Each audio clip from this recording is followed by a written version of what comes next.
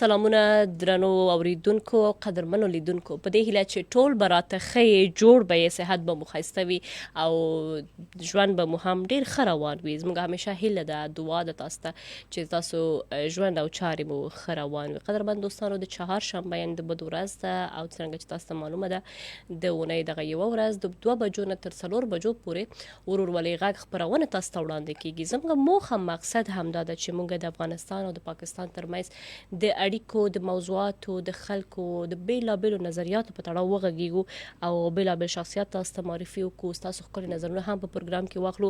نن هم همداسې یو مهم موضوع ته موږ غواړو چې بحث وکړو، خو په دې پروګرام کې زه یوازې نه یم، راسره قدرمن میلمه هم د هغوی طرف ته به هم ځمه، خو د دې نه وړاندې به لنډه تاسو ته د پروګرام د نن موضوع په تړاو ویل غواړم. څو تاسو وکولی شئ په کامنټ کې خپل نظریات موږ سره شریک کړئ، زنګ ووهئ د ټلیفون دپاره شمیره چې ده 09152541443 په دې کې تاسو ځان کولی شئ، خپل نظریه موږ سره شریکولی شئ او ترڅنګ کامنټ د لارې هم خپل ښکلي نظرونه موږ سره شریکولی شئ. پاکستان د افغان سندرغاړو دویم کور دی، خو د روان وضعیت له کبله دغه سندرغاړي د ورته مسایلو یا د ننګونو یا ګواښونو سره مخ دي او څرنګه ګواښونه داسې چې دوی نشي کولی افغانستان ته ولاړ شي په اوسني وضعیت کې او هلته خپل هنر ته دوام ورکړي، نو ځکه دوی ځان د خوندیتوب دپاره پاکستان ته پناه اخیستې او تر څو چې دوی دلته دي غواړي چې خوندي اوسي پرته له کوم داسې احساس سره چې څوک زموږ کور ته ورین شي یا زموږ دروازه ورټکوي چې وځه یا ستاسو دلته پاتې کېدل سم نه دی. ځکه چې ډېرې سندرغاړو سره د مهال هغه ویزه هم چې دی له منځه تللي، ځکه ظاهره خبر ده ویزه اخیستل آسان کار هم نه دی، پس له 6 میاشتو یا 3 میاشتو د هغوی موده بیا ختمیږي، بیا 1 میاشت 2 میاشت 3 میاشتو ته انتظار باسي، کله رجک راشي کله اکسپټ شي، دا هم ځان ته جلا ستونزې لري او که اکسټنشن یا تمدید لپاره هڅه وکړي نو اکسټنشن هم تاسو ته معلومه ده چې اوس ټیټ شوی موده، یعنې 13 نه واخله 15 ورځو پورې دوی کولی شي چې د اکسټنشن دپاره هغه ترلاسه کړي تمدیدي او بیا پس له هغې بیرته د ورته مسایلو سره مخ کیږي. نو په همدې تړاو به خبرې کوو، خو زمونږ د پروګرام بحث به هنر په تړاو هم وي چې هنر څونه مهم دی. هنر ته په درنه سترګه کتل مهمه ده او سپک کتل ورته هنرمند وي یا چې د هنر سره تړاو لرونکي هر یو تن وي هغوی ته باید کتل پکار نه دی. ځینې داسې القاب چې ورسره یو انسان شخصیت د سوال تر لاندې کیږي یا د یو انسان سپکاوی کیږي، دا څومره منفي اغیز لري، په دغو باندې به هم غږیږو. بله دا چې نن سبا سندرې یا هنر چې د پخوا پرتل څونه توپیر لري، نو په دغو بیلابیل اړخونو غږیږو. نن را سره قدرمن میلمه پروګرام کې موجود دی او زه ډېره زیاته خوشحاله یم چې په دغه سختو ورځو کې په ستونزو کې او ورسره په مصروف ژوند کې دوی موږ ته وخت ورکوي او راغلی بريالی ولی کوم چې ډېر مشهور افغان سندرغاړی او د افغانستان د ننګرهار ولایت څخه دی. دوی په هنر کې یا په همدغه سندرو ویلو کې د 10 کلونو راهیسې تجربه لري. دا یو ډېر ستر ژوند دی چې یو انسان وقف کوي د هنر دپاره، خپله هڅه پوره کوي او ټولنې ته خدمت کوي، خپل د کلماتو د الفاظو له لارې د امن پیغام رسوي. دوی سره به جلا خبرې کوو چې دوی څنګه هنر ته راغی او هنر ورته څونه مهمه ده. تر ټولو اول غواړم چې پروګرام کې ورته هرکلی ووایم. سلامونه او په خیر راغلی. وعلیکم السلام، زما هم سلامونه ومنئ. هیله ده چې روغ جوړ او صحتمند اوسئ. ډېره مننه کوم. تاسو ته به ولي صاحب ووایم ځکه چې په همدې نوم دوی شهرت لري او خلک یې ډېر زیات خوښ لري. دوی غږ ډېر زیات ښکلی نرم ښایسته لهجه لري.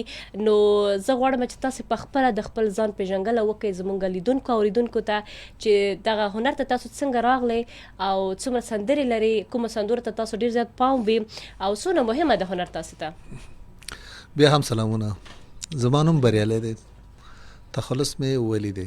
ولی په دې خاطر ولی دی چې زه د شاولي استاد شاګرد یم او تر لیسانس کچې پورې مې درس ویلی، د ننګرهار پوهنتون نه فارغ شویم او د هغې نه وروسته بیا په مسلکي ډول باندې موسیقۍ ته راغلی.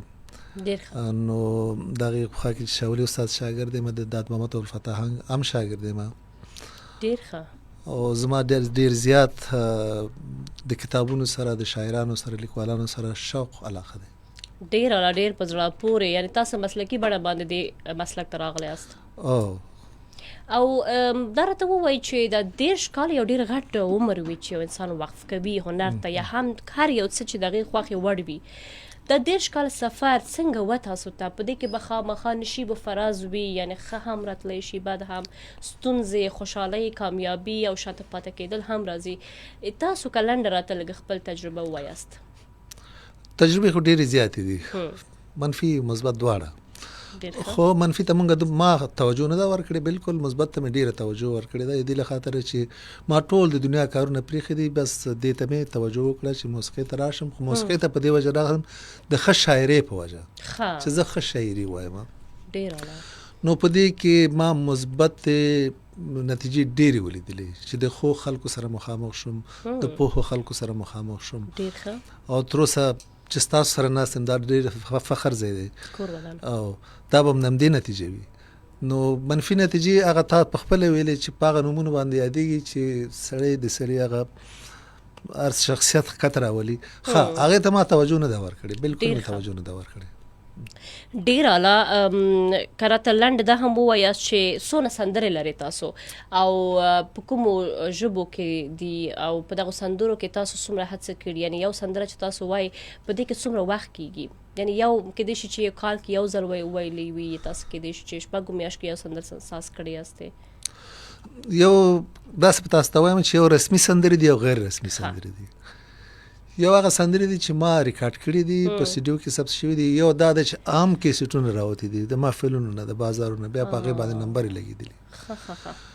نو هغه چې دي چې ما په سیډیو کې ثبت کړي چې زما خپلې سندرې دي، د 20 نه تر 25 پورې زما خپلې سندرې دي، چې په هغې کې د حمزه بابا او د هغې پخوا کې کلیوالي سندرې او د سالک صاحب سندرې او شعرونه، د باز محمد عابد او داسې نور ډول، سلیم راز صحیح چې زما کمپوزن هم تقریبا زما خپل دي، یا د نورو ملګرو دي، خو سندره زما ده. ډېر اعلی، ډېر په زړه پورې. واقعا چې د تاسو خبرو نه دا اندازه کېږي چې سندره جوړول یا ساز کول آسان کار نه دی. نه چې په 13 کلونو کې یو انسان 22 یا 15 سندرې جوړوي، د نه ښکاره کېږي چې سندره ویل آسان نه دی. خو لنډه راځم په دې موضوع غږیږو، بیا دې نه وروسته په ننګونو په مسایلو باندې به هم وغږیږو.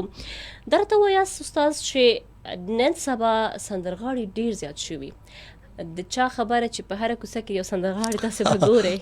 سندرې هم دومره ډېر شوي چې یو کس په کال کې 4-5 سندرې وایي. پخواني سندرو او اوسني سندرو کې توپیر څه ده؟ معیارونه چېرته رسېدلي؟ ښه شوي که نه؟ ښه، په معیارونو باندې به خبره ونه کړو، خبره په دې وکړو چې ولې زر راځي، زر ختمېږي. په هغې کې یو څه معیار و په هغه سندرو کې چې لکه او پخوا پکې د شعر و شاعرۍ خبره ډېر په نظر کې نیول کېده. بیا د هغې پخوا کې موسیقي او د ټول نه زیات خبره په آواز باندې و، چې یو ښکلی آواز به ډېر کم پیدا کړو. اوس آوازونه ډېر زیات که ښه وي که خراب وي، کمپیوټر کې یو سیستم شته صحیح چې سور بې سوره کوي او بې سوره بې سور کوي. نو په دې کې هغه اصلي کیفیت چې دی هغه له منځه تللی. نو دغه شی په نظر کې اوس نه نیول کېږي، او یو د خلک ډېر زیات ډسپوزیبل یا یک بار مصرف وایي. یو بار مصرف همداسې ده. دې سره یو خاطره راته یاد شول استاد، یو پروګرام زما و په ژوندۍ بڼه و، زموږ پروګرام د یو چینل کې مې کار کولو، نو هلته سندرغاړي راغلی و، یوه ښځینه سندرغاړې وه. اوس نوم یې راته یاد نه ده. د دې چې کومه سندره پلی شوه ډېره زیاته ښایسته وه، ډېر ښکلی. همغه تاسو خبره چې میوزیک ورسره ورګډ و. نو چې کله مونږ غوښتنه ورڅخه وکړه چې ته یو لایف سندره مونږ ته وایه، باور وکړئ چې د ځمکه او اسمان توپیر و. یعنی 20% هم هغه رقم سندرې غږ نه وه پکې. زما هم داسې یو خاطره ده چې زه په سټیج باندې ولاړم، ما سندرې ویلې. سندرغاړي نوم نه اخلم، خو ډېر غټ نوم یې دی. ویلې چې دا راځي، دې ته آواز وکړه چې راشي. ما ورته خواهش وکړه چې دی دې راشي سټیج ته، خپل فلش راوړه، ویلې چې دا ولګوه چې زه د دې نه مخکې سندره دا فلش چې ولګوه. نو په همدې ټیم کې چې یو سندره یې ویلې، خلک اتڼ ته راجي شو. ښایسته وه ډېره. خلک اتڼ ته راجي شو. دې سندره خو بل شانتې و. سندرې دپاره باید فلش ووځي، دا باید لایف سندرې ووایي. نو چې د لایف سند زه خو وتم سالونه او ما پسې غاګونه کول چې راشه راشه تم دې زنه شمېلې نو د دې د پر ریاضت په کار دی د دې د پر تمرین په کار دی د دې د پر د شیرونو مطالعه کول په کار دی ډیر خبره په کار دي سره سندرغاړې شي په لنډه کې زمونږ د دغه خبرو مقصد دا قدرمن لیدونکو او اوریدونکو چې تاسې یو کار ته مخه کوئ نو هغه په ښکلی انداز باندې وکئ په مسلکي بڼه باندې سرته ورسوئ څو سبا ورځ تاسو باندې نیوکه ونه شي او هغه کار کې هم خوند وي ځکه چې د دې سره په نورو سندرغاړو باندې منفي اثرات راتللی شي هغه کوم کسان چې په واقعیت باندې او استعداد لري هغه کسان بیا د سوال تر لاندې کیږي نو راځو پر ځینې مسایلو باندې به وغږیږو ځکه چې 10 کاله سفر یو وړخ خو هغه ستونزې یا ننګونې چې تاسو او تاسو په څیر ورته نور سندرغاړي که هغه مسلکي دي یا نه دي که تجربه کار یا نه وي راغلي دي خو اوس مهال پاکستان ته پناه دپاره راغلي یو څو مودې دپاره کیدای شي تاسو راغلي یاست کیدای شي تاسو هغه اصل مقصد څه بل هیواد وي یا کوم بل ځای وي یا هم خپل وطن ته بیرته په امن توګه باندې ورتګ وي خو اوس مهال نه څه رقم وضعیت سره تاسې مخاستئ که تاسو پېښور کې یا نور کوم سیمو ته ځئ نورو سندرغاړو سره هم ستاسو لیدنه وي څه وینا لرئ تاسې وینا خو مې دا ده د سندرغاړو دپاره چې ستاسو د خپرونې نوم ورورولي دی زما ورورولي غږ ورورولي غږ راځئ چې دا ورورولي سره خرابه نه کړو تر هغې پورې چې دا سندرغاړي دلته دي دا د اوسي دې په خاطر چې یو خبره زه وکړم چې دنیادار که مستغنی په سیمه وزر دی دنیادار که مستغنی په سیمه وزر دی او هنرمند څخه گنج د خپل هنر دی دا هنر کې دي تاسو د هنرمندان نه واخلي دوی سره هیڅ شی نشته نه پاتې کېږي بالکل په خپله دوی گنج دی نو هیله ده که دوی دلته پاتې کېږي لږ توجه د ورته وشي که دوی خپل وطن ته ځي هلته د لږ توجه ورته وشي د کار بدیل د ورته ورکول شي که دوی موسیقي حرامه ګڼي او که دوی وایي چې موسیقي ممنوع دی ټیک دی ممنوع دی خو دوی ته هغه لږ سرمایه ورکوي که نه یو څه سرمایه ورکوي دوی سره خو خپله سرمایه وه چې هغه هنر و هغه هنر خو تاسو ورنه واخیست چې تاسو ورنه واخیست یو سرمایه ولا ورکوي چې دوی په هغه سرمایه باندې خپل اولاد باندې تعلیم وکړي خپل کور وچلوي خپل د پیښورو خبره چې دال ساکو ګټي یا زموږ استاد خبره چې خپل اوبه ډوډۍ سره جوړي او پیدا کی نو زما د خوښ د دواړو خانه ده چې اول د دا عمل دی او ورولي غږ چې موږ کوو دا د نه ختمي خصوصا د هنرمندانو ده همداسې په دې باندې موږ تېر اونۍ هم خبرې کړې وو کوم کسان چې زموږ سره مل وو چې کله یو پرېکړه کیږي که هغه دولتونه کوي که هر یو واکمن کس کوي نو د پرېکړې نه وړاندې تاسې باید سهولتونه ورته پیدا کړئ لکه یو امر خو تاسو صادروئ خو هغې لاره ته وګورئ چې دا کوم کس باندې د امر صادریږي هغه بدیل لارې څه ده څه به وکړي چې کله تاسو کینئ یا نورو سندرغاړو سره اړیکه تاسو لرئ د هغو وینا تاسو ته څه وي لکه د هغوی احساسات څه دي نن سبا په ځانګړې توګه چې ورته ویل شوی هم د چا سره اسناد نشته ودي وځي پرته له دې چې هغې شخصیت څه ده یا کوم مسلک سره د هغوی تړاو وي نور خو پې نه پوهېږم چې سړی ورته ځوړن وایي یا څه ویلی نه شي یو رقم ته یو حالت کې دی چې حیران پاتې دي خلک چې زموږ هنرمندان چې نه پوهېږي چې څه وکړو بالکل د چا سره یو جواب نشته چې لاړ شو پاتې شو که پاتې شو څنګه به پاتې شو که لاړ شو څنګه به لاړ شو یو خو دا دی چې هغه مخکینی شعر به بیا درته وایم چې دنیادار که مستغني په سیمه وزر دی هنرمندو څخه ګنج د خپل هنر دی دوی دې په مشکلاتو کې مخ ته دی چې دوی لاړ شي دوی کور نشته د ډېرو کې کور نشته او د ډېرو خلکو داسې دی چې د ژوند دپاره څه برابرولی نه شي چې څه کاروبار نه شي کولی ولې د کاروبار دپاره خو څه پیسې خو پکار دي که نه نو یو طرف ته مونږ د یونیسیار دی باید دوی توجه وکړي بل طرف پاکستان توجه وکړي بل طرف د افغانستان حکومت توجه وکړي که د کار بدیل غواړي د کار بدیل ورکولی شي د کار بدیل دی ورکړي بیا سړی یو طرف ته کېدی شي اوس ما درته ویل چې دا خلک زوړند دي بالکل دغه حالت کې دي دا د کال 2021 راهیسې چې سندرغاړي دلته راغلي لکه تاسو په څېر ډېری کسان چې نږدې دا د 4 کاله کېږي پاکستان کې ژوند کوي په دغه 4 کلونو کې ستاسو هنر چیرته رسېدلی شاته شوی تاسو هغه بنډارونه چې پخوا په جمهوریت کې ډېر زیات په ښکلې بڼه باندې روان ول او تاسو خورا ډېر ښه عاید ترلاسه کولو هغه څرنګه شوه ظاهره خبر د افغانستان کې خو هر څه له منځه ولاړ خو چې کله تاسو دې غاړې ته راغلی دلته تاسو ته څومره ملاتړ ترلاسه شوی یا نه بس ملاتړ مالی لحاظ نه ترلاسه شوی خو بیا هم دلته یو ټولنه وه چې هنري ټولنه چې د راشد احمد خان په نوم ډاکټر صاحب راشد احمد خان هغوی موږ سره لږ لاس راکړ دې په وجه چې موږ لږ خوشحاله اوسو موږ پوه شو چې دلته موږ یو ټولنه لرو بس دغه یو شی موږ ولیده هنر کې زموږ نور پرمختګ نه دی راغلی بلکې نور هم شاته تللی ډېر شاته تللی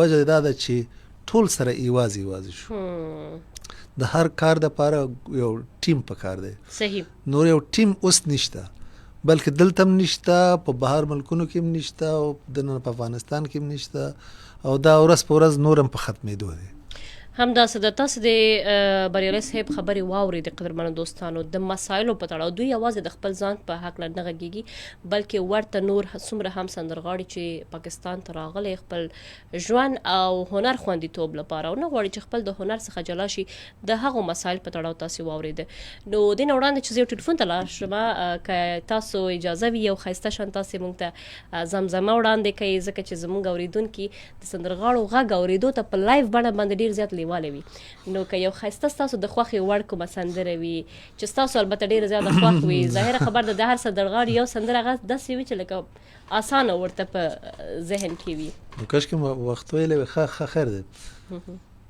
نو زه به د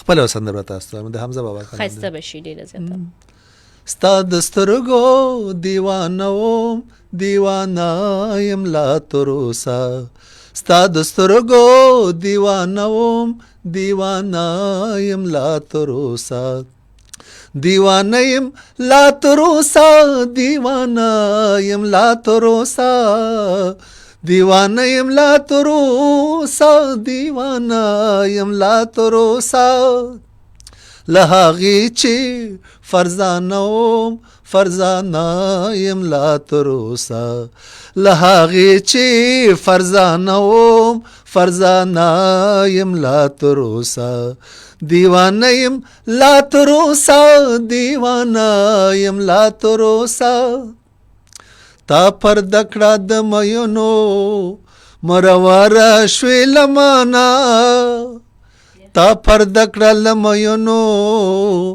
مروره شوې لمانه مروره شوې لمانه ورته زه دې بهانه کړم بهانه یم لا تروسه ورته زه دې بهانه کړم بهانه یم لا تروسه دیوانه یم لا تروسه دیوانه یم لا تروسه دیوانه یم لا تروسه دیوانه یم لا تروسه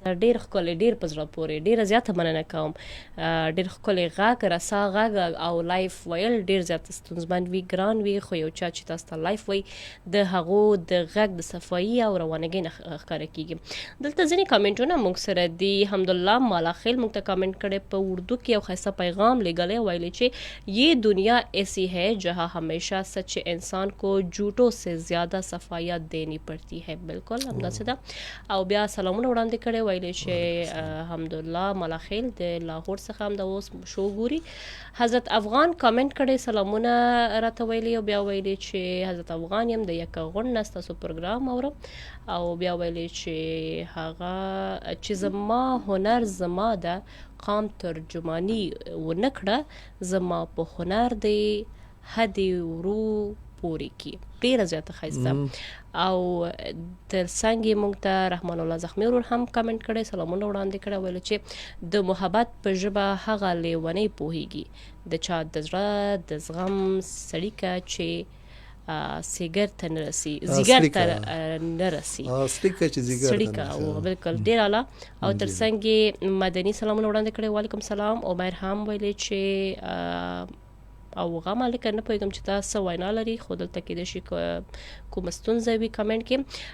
طاهر چې سلامونه وړاندې کړي او ویلي چې طاهر زمان یم د سوریزه څخه او پېښور نه تاسو ته کمنټ کړي او ترڅنګ دلته شکیب هم سلامونه وړاندې کړي ویلي چې نایس پروګرام ډیر زیات مننه کوم تاسو ټول څخه چې تاسو موږ سره د کمنټ لارې هم مالیاست او ټلیفونونه هم ماته راځي او ټلیفون به واخلم ګور څوک دی او څه وینا لري. هلو السلام علیکم. السلام علیکم. وعلیکم السلام. څوک او چرته نه د جی سید عالم استاد ما ماستر ما د ماشوخې لوري تیر استاد ما په خیر راغلی. سید عالم ورور څه حالات دي جوړ یې جی تاسو تم په خیر راغلی وایم کور ودان ډیره مننه کوم څه وینا لري که پروګرام دی اوریدلی وي او جی پروګرام مې اوریدلی دی خدا خو د حکومت د دواړو حکومتونو ډیر دغه خبره ده کمزوري خبره چې ډیر دې سره مدد نه کوي چې دا موسیقي اغي نه خوښي او نو یو دیم نه خوښي چې یو پیکیج ورکی چې پاغي باندې د خپل روزګار د پاره سوکي. بالکل همداسې ده او داسې زموږ په پیښور کې جی احمد خان احمد ګل استاد دی نور استادان دي اکبر حسین کنه هغه چې اخیری کې بیماران شو نو شابه و دغه زرفانګه ده بیا څوک ونه نه راځي او مدد ولا څوک هم نه کوي او دا یقیني خبره ده چې کله ناروغ شي بیا د هغه پوښتنه هم څوک نه کوي. ډېر ښه فنکاران دي چې هغې موږ ډېر زیات خدمات راکړي دي خو چې کله بیماران شوي دي موږ بیا تپوس نه دی کړی. بالکل همداسې ده بیا ناروغ پروت وي څوک یې پوښتنه هم نه کوي. او دې دپاره اوس یو لویه مسله ده چې دا دي کله هلته استی نو هلته خو موسیقي هغې بد مني دې به هلته به څه کوي. دلته پاکستان کې هم دومره فنکاران شو چې پیسې شرط شو که نه دې له د پاکستان هم یو پیکیج ورکړي او افغانستان هم یو پیکیج ورکړي او امریکا هم وله ورکړي. بالکل همداسې ده ډېره زیاته مننه کوم. یو حلال روزګار پې شروع کړي. صحیح همداسې ده ډېره مننه. ډېره مهرباني چې به زما دغه کومنټ شو کور ودان ډیره مننه کوم. خیر اوسه ډیره زیاته مننه د ورور څخه چې خپل غوښتنه یې د دواړو واکمنانو څخه څرګنده کړه چې پاکستان کې هم باید دوی سره داسې چلند ونه شي. البته سندرغاړو یادوي چې دوی باید په زوره نه ایستل شي او هلته واکمنان چې په افغانستان کې هغوی هم باید یوه لاره ورته یو زمینه جوړه کړي څو چې دا سندرغاړي ځان محفوظ او خوندي خپل ځان هم وګڼي او خپل هم هنر وګڼي. تاسو د افغانستان څخه کوم خاطره لري په دغه کله چې نظام ړنګ شو آیا داسې کوم سندرغاړي تاسو ولیدل چې د هغو څخه موسیقي الې اخیستل شوې وي یا ورته په زوره باندې وینا شوې وي چې پرېږده که نه ژوند ته به یې خطر وي؟ ما څه نه دي لیدلي دې په وجه چې هغوی په زغر د اعلان یې وکړه چې هنرمندان دې خپل د کار بدیل ولټوي. نو زه پوه شوم چې ولټوي نو په دې معنا چې ممنوع دی یعنی اجازه نه لري چې اجازه نه لري. نو موږ هم په ډېر په ارامۍ باندې خپل هغه باجه م وتړله او بله لاره نه وه. پېښور ته رالو نو بیا هم که چېرته هغوی د کار بدیل موږ را پیدا کړي موږ ته د امریکې او د اروپا او د نور برازمونو ملکونو موږ ته افغانستان ډیر ښه دی او موږ خپل وطن سره مینه لرو. مطلب دا دی چې موږ هم خو څه خورو څه ځای ته ضرورت لرو. نو دا د مخکینی کس چې خبرې وکړي نو زموږ حکومتونه باید د دې سندرغاړو دپاره بلکې د ټول هنرمندانو دپاره د کار زمینه مساعده کړي. همداسې ده د کله چې تاسو دې خو غاړې ته راتللی څنګه چې تاسو د باجه خبره وکړه یا دغه د موسیقي آلې تاسو سره وې په لاره کې تاسو ته کومه ستونزه خو بیا نه وه؟ نه ما سره خو نه وي خو چا سره چې وي هغه ځان سره راوړي دي. پټ راوړي؟ نه ښکاره راوړي دي. هغوی ورته ویلي چې لاړ شي دا خرڅ کوي نو چا د خرڅولو په نوم راوړی چا ځان سره راوړی او چا څنګه ما ځان سره نه ده راوړی. صحیح ده. مونږ زه یو بل ټلیفون به هم اخلو بیا هغې نه وروسته به بیا هم ستاسو څخه یو ښکلی بل زمزمه کوي تاسو خوښوي هغه به واورو. البته یو ټلیفون به واخلو چې نور څوک څه وینا لري او څه څرګندوي. هلو السلام علیکم. هلو السلام علیکم. ښه خبرې نه کوي چې څوک هم دی. کله تاسو ټلیفون کوئ نو پام کوئ ټلیفون ته، ځکه چې دلته ډېری کسان زنګ ته انتظار وي نو د بل چا وخت هم نیول کېږي. او بله دا چې تاسو داسې یو ځای کې ودرېږئ چېرته چې د سیګنل ستونزه نه وي، بیا هم یو ټلیفون به واخلو. هلو السلام علیکم. السلام علیکم. وعلیکم السلام. حمدالله ورور څنګه یې؟ شکر الحمدلله. تو څنګه خور دې؟ شکر الحمدلله. حمدالله ورور څه حالات د لاهور کې؟ خو به سخته ګرمي وي. خو یاره دا تقریبا 4-5 ورځې کې د موسم برابر شوی ده. ښه شکر دی چې موسم برابر شوی. څه به وایي حمدالله ورور؟ دلته موږ سره بريالی صاحب هم دی، افغان سندرغاړے، او ډېر ښکلې خبرې وکړه. بالکل بالکل. دغه مېلمه ته هم ښه راغلاست. سړی مشه خیر اوسې، کور ودان، ژوندی اوسې، آباد اوسې. ډېره مننه. بس زه خو دا هغه موسیقي په باره کې سره زه چې کومې سندرغاړې یم، زه خاص د افغانستان سندرغاړې یم. اورئ ښه کومې سندرې د هغه ماشاءالله ډېر خوندورې هغه چې هغه په مین مقصد باندې انسان پوهېږي که نه. صحیح. یو دا وجه ده، او بل چې دغه کومه ویډیو شی چې هغه ډېر خوبصورت وي که نه.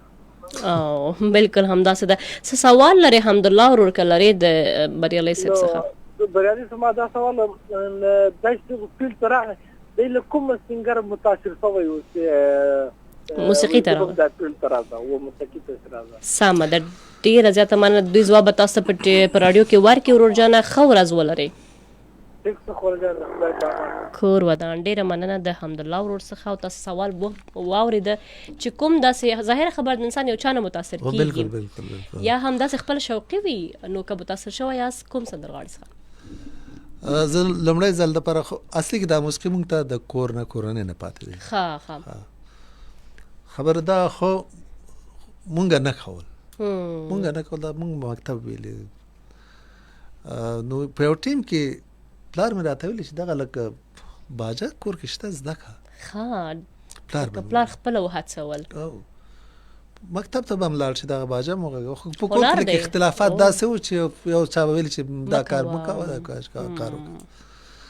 بیا په دغه وخت کې یو سندرغاړی د الفتاهنګ په نوم په دې ټلویزیون باندې راغی، یو سندره یې مهینې ویلې چې لکه پتنګ په وطن سوځم دوران ساز یومه افغان سرباز یومه لکه پتنګ په وطن سوځم دوران ساز یومه افغان سرباز یومه.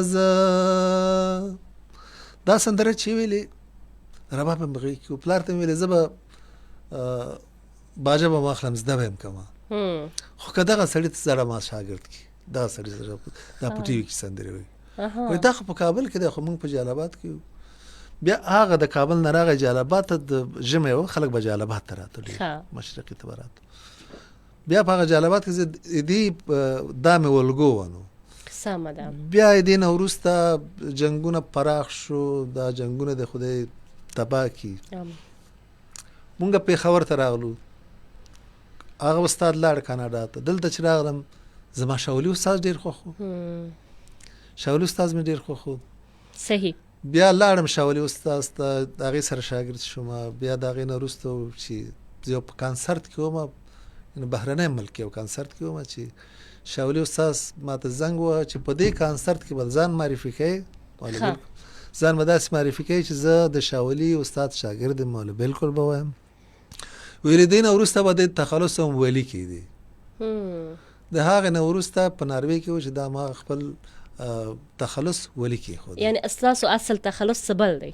او پلارنی کور زموږ اسلمځی به تخلص کوو. اسلمځی ښه. او بیا د هنري تخلص مې ولی دی چې استاد مې شاولي استاد. دا هم ستاسو مینه او احترام و چې تاسو یو چا دپاره خپل تخلص بدل کول یو ډېر غټ یعنی جرأت غواړي، هر څوک یې نشي کولی. دا ستاسو مینه و. البته تاسو هغوی څخه دونه ښه زده کړه وکړه چې تاسو دې ته اړ شوئ چې تاسو خپل تخلص ورته بدل کړئ. او ولي استاد شه دی هسې هم ډېر غټ نوم دی په موسیقۍ کې. چې کله هم تاسو خبرې وکړئ د افغانستان په موسیقۍ کې، نو د دو برخه تر ټولو زیات دروند دی، او حتما د هغوی په باره کې به هر څوک تاسو ته وایي.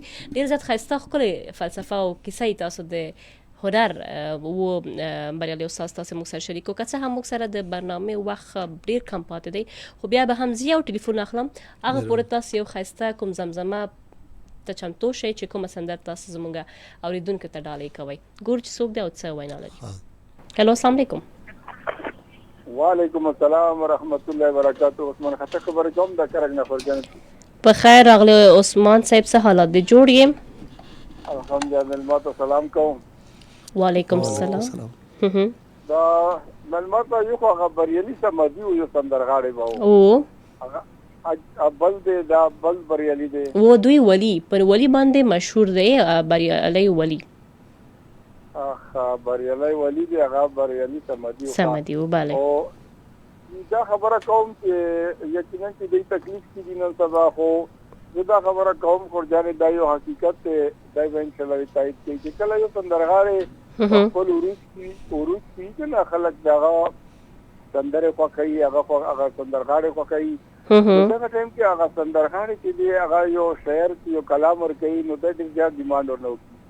شاعر یو احساسات یو جذبات دي، هغه خپل احساسات جذبات خپل تخیلات چې کوم دي هغه خلکو دا یو خوږ اواز په ترو باندې رسول غواړي.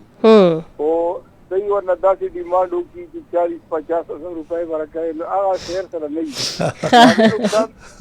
او هغه نقصان دا وشي چې یو هغه شاعر یو عام سندرغاړي ته راشي په 1000-2000 روپۍ باندې په سټوډیو کې ریکارډینګ وکړي. صحیح. خو هغه ارماني پوره نه شي چې یو خوږ اواز باندې ورسوي. او بل هغه د سندرغاړي نقصان دا وشي چې هغه نه هغه پیسې کته 40-50 روپۍ غواړي، نو هغه شاعر نشي افورډ کولای. نو د مالی هغه نقصان هم دی او دا شاعر هم پکې پاتې شي. نو کله چې ګوره خورجان نن سبا کته نه دی اقبال وګما یا نغمه یا بل داسې او شاعر باندې سندره لای کټګي، هغه درنه 40-50 روپۍ ډیمانډ کوي، دینم زیات بغواړي، دینه به زیات غواړي، نو هغه شاعر نشي افورډ کولای. نو په کار دا ده چې دوی لغونې گزاره کوي او دا شاعران به کلام ورکوي، نو شاعرانو کلام به راسي د خلکو غږ ته او دوی ته به څه نه څه یا که 15 ورځې کې څه آمدن کېږي. نو صحیح دغسې یو طریقه شروع شي، نو انشاءالله د دواړو به گزاره کېږي. صحیح ده. د دې ځواب ته به تاسو پروګرام کې غوږ شئ. صحیح ده، ډېره مننه کوم. او دنه یو دا تپوس چې خپل کلام او خپل شاعري هم کوي که خپل شاعري نشته. سمه ده، ډېره مننه کوربدان خچاري، ډېره مننه کوم. داسې خپل ځواب ورکړئ نو دا به ښه شي. لنډه ځکه چې موږ وخت هم ډېر کم پاتې ده. لنډ به داسې ځواب درکړم چې خبره یې ډېره ښایسته وکړه، خو زه به لا پېښ شي چې په ما کې دا خبره نشته. زما په دې نږدې ورځو کې ما د نجیب الله عامر یو کلام په فیسبوک کې خوښ شو، هغه خبره هم نه دی. ما ورته کمپوز جوړ کو، خو خالد د ټلیفون مې په دې وجه ورته وکړ چې ما ولې ګورې ټیکې رانه غلط نشي. که تاسو غواړئ چې زه درته زمزمه کړم، حتما ډېر ښایسته به شي. سکون ته ضرورت لرم، سکون در سره شته، سکون ته ضرورت لرم، سکون در سره شته، حکیم وید کیږما ما جون در سره شته، حکیم وید کیږما ما جون در سره شته، سکون ته ضرورت لرم، سکون در سره شته، ته چرته یې ته ولې غلی غلی بادشاه، ته چرته یې ته ولې غلی غلی بادشاه، دی ورانو ورانو لارو ته سمندر سره شته، دی ورانو ورانو لارو ته سمندر سره شته، حکیم وید کیږما ما جندر سره شته، سکون ته ضرورت لرم، سکون در سره شته. ډېر اعلی، ډېر ښکلی کلمات څونه ښایسته، واقعا په زړه پورې ډېر ښایسته. ډېره مننه کوم. نجیبه شاعري دې ټوله وکړه په یو رنګ، بغیر له محبته بل مضمون در سره شته. نو دا د ما د نجیب عامر نه د یو بوتل اوبو پیسې هم نه دي غوښتي، او بالکل ورنه مې مننه کړې ده چې ښایسته شعر دې رالیږلی پوسټ کړی دی زه به په موسیقي کې وایم اوس همدا اوس په ریکارډینګ باندې پروت دی کیدای شي سبا بل سبا به راوځي ډېر په زړه پورې دی یو بل سوال هم تاسو نه وکړو چې تاسو خپل کلام لرئ خپل شاعري لرئ چې هغې ته تاسو بیا ترنم ورکوئ نه زه به شعر دې له وایم که نه شعر دې لمونځ روژه کړي زه به ډکې پیالې اخلم هر سړی پیدا دی خپل خپل کار لره دا تاسو خپل کلام دی نه نه نه نه خوشحال خان کلام خوشحال به وایي شیخ دې لمونځ روژه کړي زه به ډکې پیالې اخلم هر سړی پیدا دی خپل کار لره کنه خپل کار ستاسو کار سندرغړتوب شاعري ډیر آسان کار نه دی چې زه شاعر شم ډیر آسان کار نه دی ډیر سخت کار دی او څوک چې شعر لیکي زه ورنه همدې ځینه مننه کوم واقعا ډیر زیات یو مشکل کار دی بلکې دا د خدای پاک طرف نه یو ډیر غټ ډالۍ وي شاعري لکه زما په څیر کس نه شعر ورته ذهن کې پاتې کېږي نه پوهېدلی شي او کوم کس چې شعر لیکي هغه ځان ته یو ډیر ځانګړی استعداد لري لکه ډیر غټ غټ شاعران تیر شوي دي او نن سبا هم ډیر ښه شاعران دي په زموږ په ټولنه کې چې تاسې د هغوی قدر وکړئ ډیر زیات خوند وکړو نن پروګرام تاسو سره ستاسو دروند خبرو سره معلوماتونو سره او ښکلی غږ سره بیا هم راتلونکي کې تاسو ته زحمت درکوو او زموږ همدا هیله ده هڅه مو ده چې دواړه خواو چارواکي چې دي د دغو خلکو بلکې د ټولو افغانانو خو په ځانګړې توګه د سندرغاړو او هغه کسان چې مسلکي کسان دي افغانستان ته ژوند خطر سره مخ دي هغو ته خوندیتوب ورکړي او داسې پرېکړې ونه کړي چې ورسره دوی ته ستونزې وي که تاسې هم کوم لنډه پیغام لرئ نو وویلی شئ د افغانستان د آبادۍ په هیله او د هنرمندانو د یووالي په هیله هیله کوم چې هنرمندانو ته د دواړو حکومتونو ډیره توجه وکړي ډیره زیاته مننه کوم بیا هم قدرمن دوستانو ستاسو څخه نړۍ مننه کوم چې تاسو موږ سره پروګرام کې مل وئ اوس د خبرونو وخت شوی دی خبرونو ته پام وکړئ او خپل ورځ ښایسته تیر کړئ